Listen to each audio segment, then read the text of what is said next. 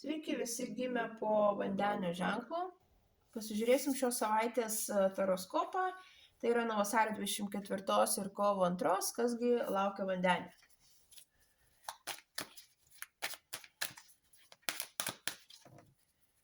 Tai bus taip, savaitės perspektyvos, ko vengti ir patarimas.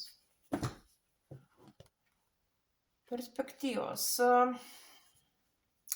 Panašu, kad šią savaitę teks išleisti nemažus kiekius savo resursų. Tiesiog jų ne tai, kad nemažus, bet daugiau negu jūs norėtumėte išleisti.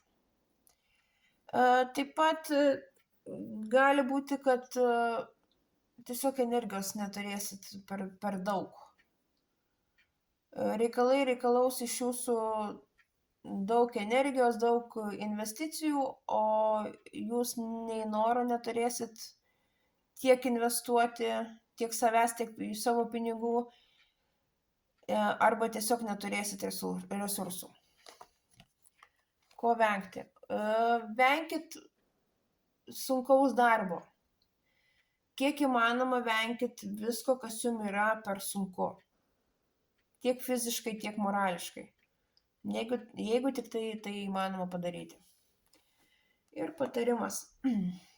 Patarimas labai susijęs su pirmom kortom. Nesivelkit į konfliktus, neužsibūkit kažkokiuose tai svajonėse, iliuzijose, kad jūs viską galit, čia viską padarysit ir be jūsų nieks nieko negali ir nemoka. Tiesiog leiskit šią savaitę savo pailsėti.